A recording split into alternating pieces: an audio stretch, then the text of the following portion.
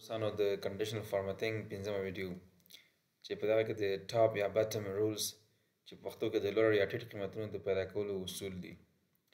مایکروسافټ ایکسل په کنډیشنل فارمټینګ یا شرایطي بڼه کې موږ ته تیار مخکې جوړ شوي فنکشنونه وړاندې کوي چې د دې فنکشنونو په واسطه کولی شو د خپل فورم یا جدول د قیمتونو څخه لوړ قیمت، ټیټ قیمت او هم نور قیمتونه د اصولو یا قواعدو په اضافه کولو سره په اسانۍ سره ومومو.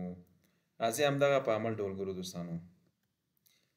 دغه دوستانو زموږ جدول دی، غواړم چې په دغه کې فار مثال د فیمیلز په کالم باندې د ټاپ اینډ باټم رولز عملي کړو دوستانو.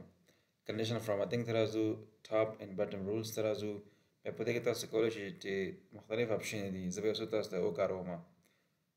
ټاپ 10 آیټمز دا په دې معنی چې په دغه کالم کې ما ته 10 بهترین یا جګترین قیمتونه وښایه. که چېرته فار مثال زه به داسې وکړم چې دا به یو څه به سلیکټ کړم چې تاسو ته ښه ښکاره شي. اوس په دې کې موږ ته 10 بهترین قیمتونه یا تر ټولو لوړ قیمتونه موږ ته ښایي. که چېرې دا زه کم کړم دوستانو نو په همدې صورت ګورئ تاسو ته هماغه کوم قیمت چې تر ټولو جګ دی هماغه موږ ته ښایي. اوس که چېرته فار مثال دا څومره ډېرومه نو په هماغه اساس باندې دغلته په کالمونو کې هماغه کوم قیمتونه چې لوړېږي په هماغه اندازه موږ ته دا لوړ ښیي دوستانو. په کوم رنګ سره یې ښیي، هر رنګ چې ستاسو خوښه وه تاسو کولی شئ هماغه رنګ انتخاب کړئ.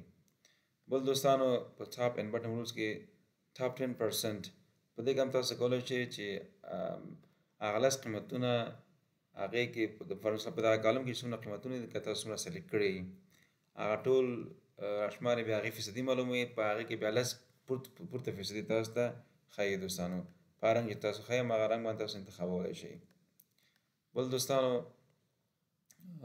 bottom 10 items یعنې تاسو کولی شئ په دغه اپشن په واسطه باندې هغه ټیټ 10 قیمتونه تاسو پیدا کړئ او ومومئ. که چېرې دا څومره ټیټ راځي نو 6 ټیټ قیمتونه موږ ته پیدا کړئ. که چېرې دا څومره پورته ځي نو 10 ټیټ قیمتونه موږ ته پیدا کړئ. که چېرته څومره پورته وړئ هماغه موږ ته را پیدا کړئ دوستانو. نو دا ستاسو د خوښې مطابق باندې دی. همدغسې راځو ټاپ اینډ بټم رولز ته. بټم 10% دا هم لاندې 10% لاندې قیمتونه موږ تاسو ته ښیي چې هغه په هر رنګ کې تاسو غواړئ چې هغه وښیي نو هغه تاسو کولی شئ انتخاب کړئ دې ځینه.